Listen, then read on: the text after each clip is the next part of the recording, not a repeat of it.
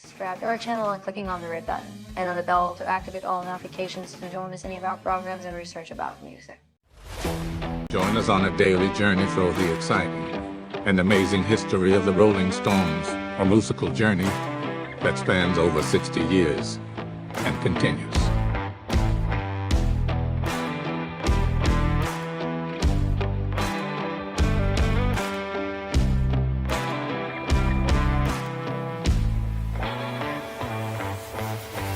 On July 3, 1969, Brian Jones died at the age of 27.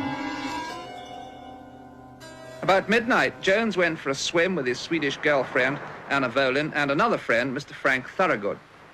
After a time, Mr. Thorogood and the girl went back to the house. When they returned, they saw Jones at the bottom of the pool, and they pulled him out. The causes of death are still not entirely clear, and the period from June 8, the date on which the Rolling Stones break musically with Brian Jones, until July 2, is perhaps the darkest and most controversial point in the history of the Rolling Stones.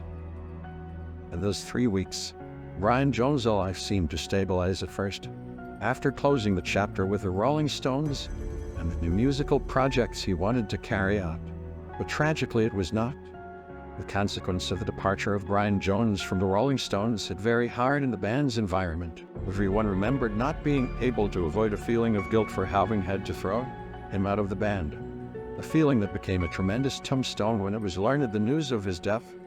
While recording the song I Don't Know Why by Stevie Wonder at Olimpyc Studios, the Stones biographer Geoffrey Giuliano, who in several books including Painted Black, The Murder of Brian Jones, has hypothesized that Brian did not accidentally drown from an asthma attack in his home pool, speculating that he may have a conspiracy on mobsters from the music industry to prevent the formation of a group between Brian Jones, John Lennon, and Jimi Hendrix.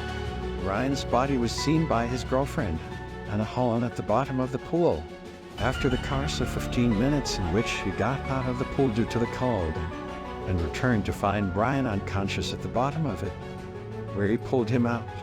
After Jane Lawson tried to revive him, an emergency doctor appeared at the house 20 minutes later. Later, the police arrived with another doctor. After several attempts to revive him, the doctors certified that Brian Jones had died.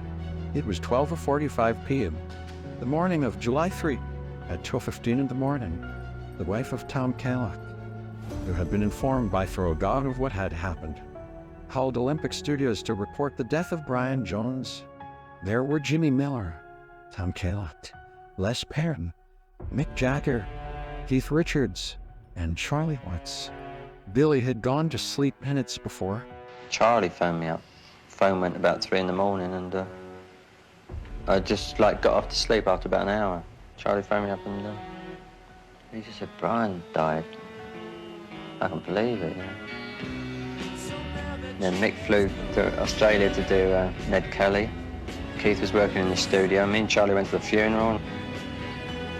When we drove through Cheltenham, all the streets were packed with people. I've never seen anything like it. It was like a coronation, I think. Over the course of 27 years, Brian led a complicated life, with 3 early paternities, stormy romantic relationships, dealings with drug dealers of all kinds, as well as problems with the Rolling Stones themselves. His musical legacy will remain in the recordings, in which he poured the interpretation of an endless number of musical instruments that elevated the Jagger Richards songs to a new musical dimension. The Beatles had George Martin and a symphony orchestra at their disposal. The Rolling Stones had Brian Jones as their founder. We are waiting for you tomorrow on this same channel, in a new chapter of Traveling in Time with the Rolling Stones. See you tomorrow.